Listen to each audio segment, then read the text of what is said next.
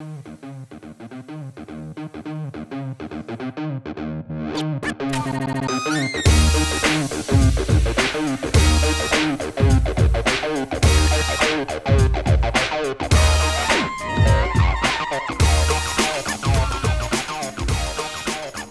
new bettors have abandoned their long-held allegiances and learned the pitfalls of betting like a fan, the next step is to block out media hype and media bias. This means ignoring the noise and not falling into the trap of betting games based solely on the opinions of sports talking heads. Over decades, an entire entertainment empire has been built around covering sports. There are hundreds, if not thousands, of television shows, radio stations, and websites devoted to talking about sports. Some media outlets provide worthwhile analysis and content, but the vast majority aren't in the business of informing or teaching their audience, especially when it comes to betting. Instead, they are focused on spewing hot takes. Why? Because hot takes generate buzz and discussion, which causes viewers, listeners, and readers to continue tuning in. The truth is that the coverage of sports is a largely opinion-driven industry, and it's all about ratings. The loudest, most outlandish, and most controversial opinions generate the most clicks and most eyeballs. The biggest and most popular media outlets, like ESPN or Fox Sports 1, have a massive effect on public perception. Their coverage can influence opinions and shape how the betting public views a game. For example, maybe the Seattle Seahawks open as a 7-point favorite against the Detroit Lions on Thursday Night Football. It's a Monday and the game is several days away. All week, you turn on ESPN or Fox Sports 1 and see show after show, commentator after commentator hyping up the Seahawks. They air a non-stop stream of highlights showing the Seahawks crushing their opponents. They feature a one-on-one interview with Seattle star quarterback Russell Wilson, cutting away to clips of Wilson throwing touchdown pass after touchdown pass. The Seahawks look like an unstoppable juggernaut and the greatest team in the world. Then it pans to each analyst to give their picks. All 10 select the Seahawks. Now imagine 4 straight days of this kind of coverage. Throughout the week, a media narrative forms around the Seahawks being a much better team who is guaranteed to blow out the lowly Lions on Thursday. However, it's important to note that these talking heads are mostly driving opinions based on who will win the game. The conversation is rarely about who is more likely to cover the spread. If you turned off the TV, were unaware of this media bias, and decided that the Seahawks were the smart bet based on your own research, that's fine. But if you failed to really do your homework and decided to bet on Seattle because the media manipulated you into thinking it was a lock, that is a mistake.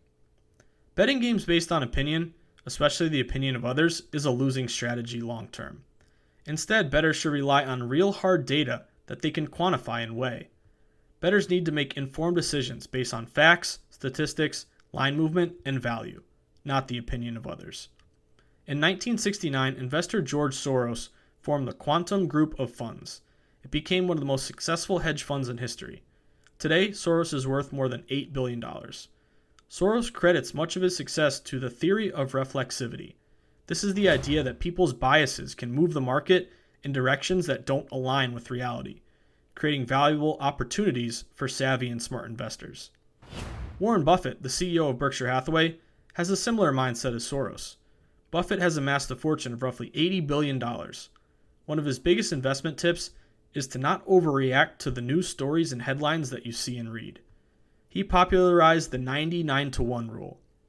Only listen to 1% of the financial news you hear. The rest is pretty much worthless.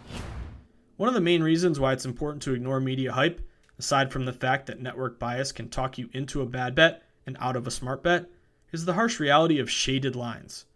You have to remember that if you're watching ESPN or Fox Sports 1 pump the tires of the Seahawks all week long, it means hundreds of thousands, if not millions of other bettors are watching the same coverage you are.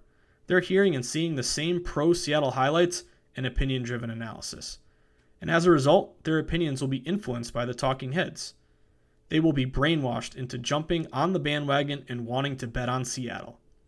Unfortunately for the public, the sportsbooks are fully aware of this. They are conscious of which direction public sentiment is trending and will shade their lines accordingly.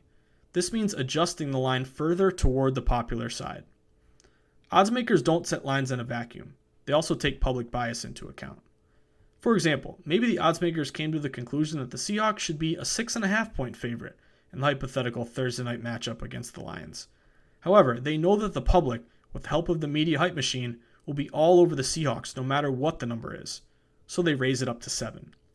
Then, throughout the week, as the media bias builds in favor of Seattle, the public, influenced by the coverage, continues to load up even more on the Seahawks, which causes the line to rise to 7.5. This forces late Seattle bettors to lay a bad number, a full point higher than the true opener.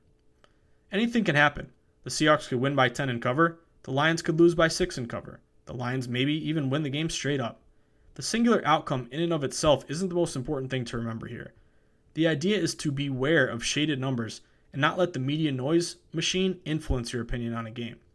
By buying into the popular and overvalued side, you are playing right into the sportsbook's hands by betting a shaded or overpriced number.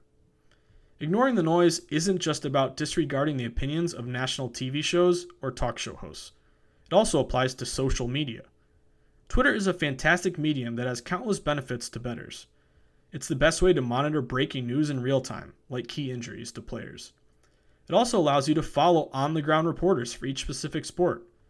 The local beat reporters, especially in college sports and student newspapers, can be a great resource for bettors because they give you unparalleled insight into the little things that might fall through the cracks that the national talking heads are unaware of.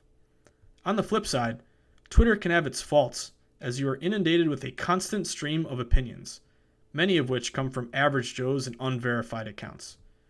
There is an entire subculture around betting on Twitter called gambling Twitter, where bettors discuss games, tweet their picks, and give their reasoning behind their bets. On the one hand, it's great that this platform exists and provides everyone the opportunity to speak their mind and interact. But on the other hand, very few of these opinions are data-driven and actionable. Also, the true sharps who win at a high rate are not tweeting out their picks to the public. They don't even have a Twitter account. When it comes to social media, take everything you see with a grain of salt. Always check the source and look for an account with a blue check mark. That way you know they are legit and verified. A smart way to make sure you're avoiding media bias is to cover up the names of the teams and diagnose the matchup based purely on the merits themselves. Instead of seeing the name Seattle, label the Seahawks Team A and the Lions Team B. This is how professional bettors approach games. They bet numbers, not teams. They let the data do the talking, not the media. By covering up the names of the teams, you force yourself to dissect the game from a more objective, not subjective, perspective. You are less likely to talk yourself into a bad bet or out of a good one. Also, keep in the back of your head that the popular side doesn't always win.